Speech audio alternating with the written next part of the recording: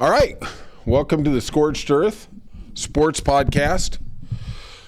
Thursday, March 7th. Already into Lent. Oh, boy. And we're really going into the golf season. We're in Florida. We're figuring it out. We're going to do a recap of what happened on Wednesday. Big day in the NBA.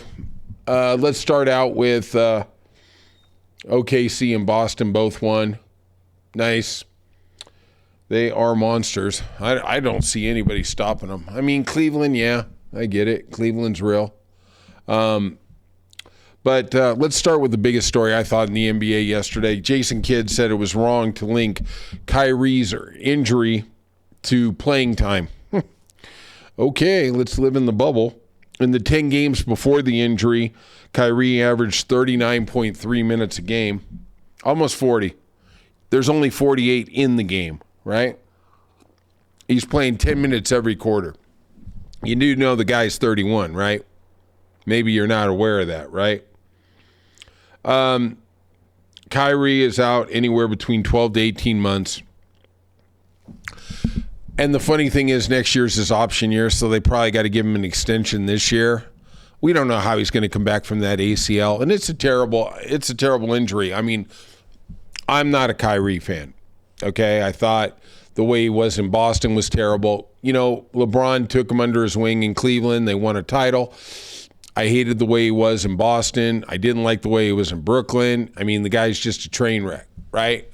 He's like the hot girl who causes you nothing but problems. Yeah, it's nice for a little bit, but after a while, you're like, I don't need this. You know, let me just slip my own wrist, okay? I don't have to worry about it. But Cleveland wins 112-107. There, you got your top three. I mean, I guess maybe the fourth team is Denver, I guess, yeah.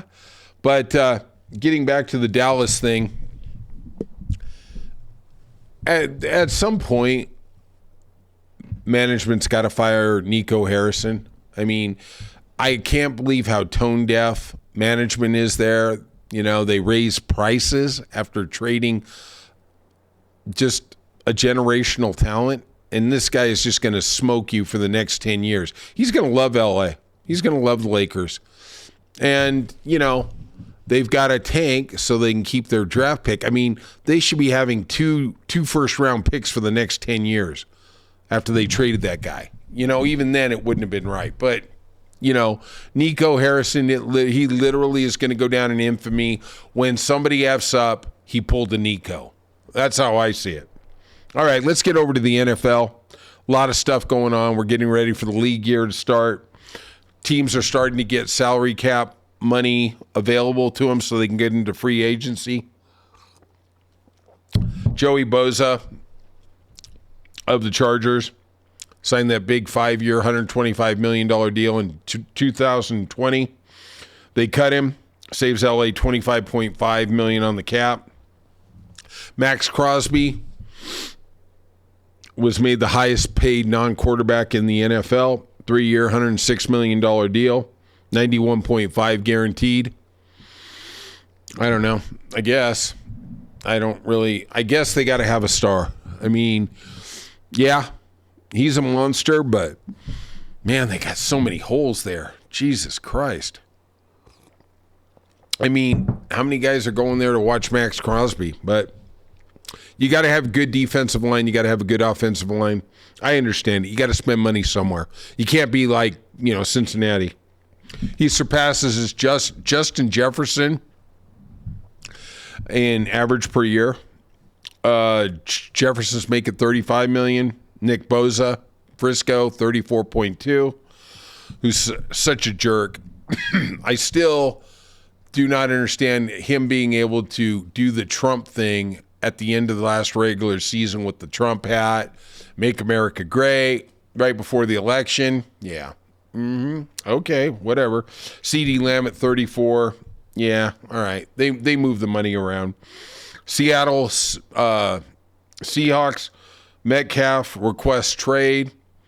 They were a little angry at him because it was on the same day that Seattle released Tyler Lockett and was having a quote-unquote local media appreciation day for all the great things that Tyler Lockett did. Good player. I don't know what's going on there. There's something.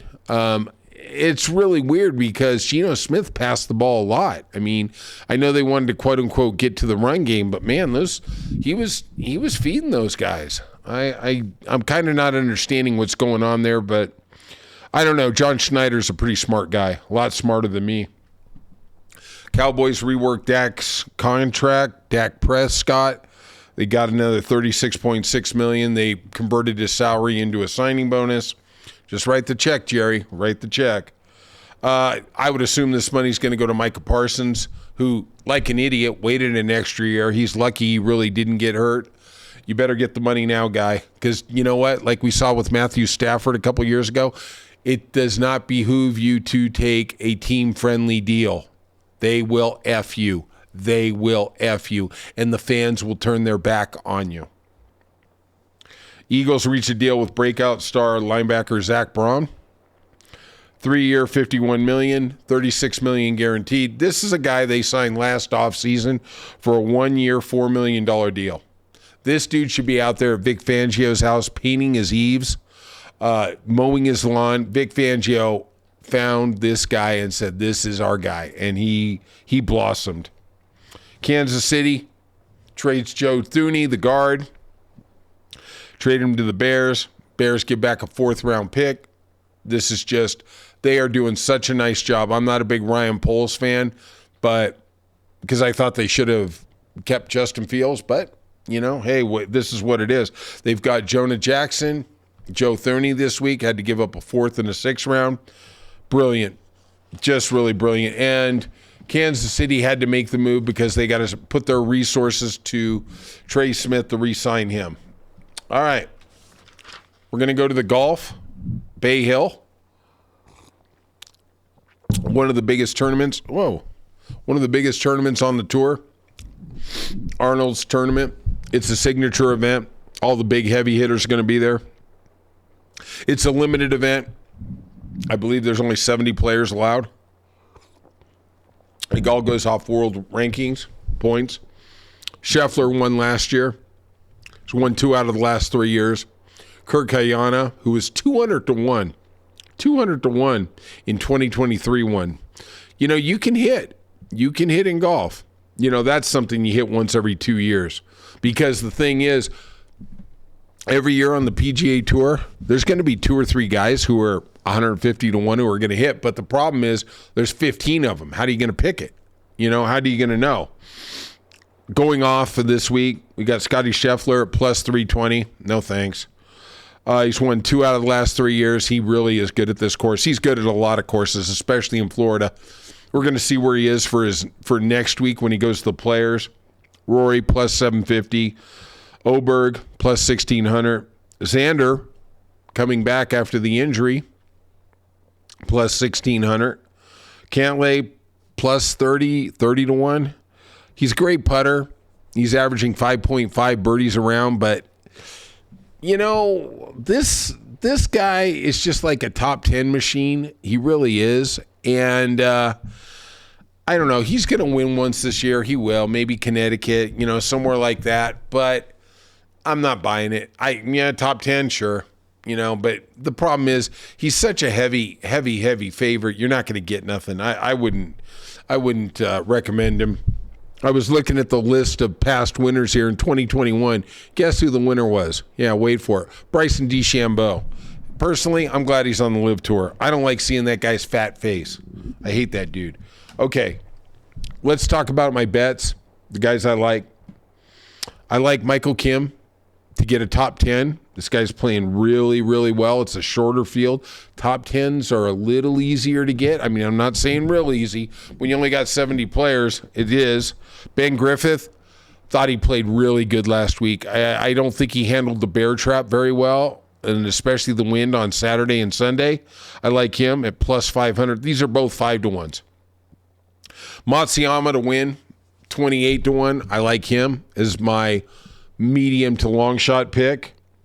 Also, I like Daniel Berger. I told you last week I like Daniel Berger to win. He did fade, especially on Sunday.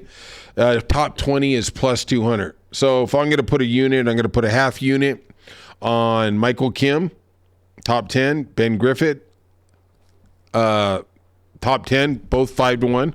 Half a unit on Matsuyama at 28-1. And Daniel Berger, a half unit at 2-1. So if I hit the Daniel Berger thing, I'm almost even, right? There we go. All right. If you look good, please hit the like and subscribe button. We're going to actually, I think, have Brian and Scott here next week. They're going to be on separate days. It'll make for a much better podcast, I think. Even though I know you love me, love hearing what I'm saying. All right, if you could, leave some comments, and I will see you tomorrow.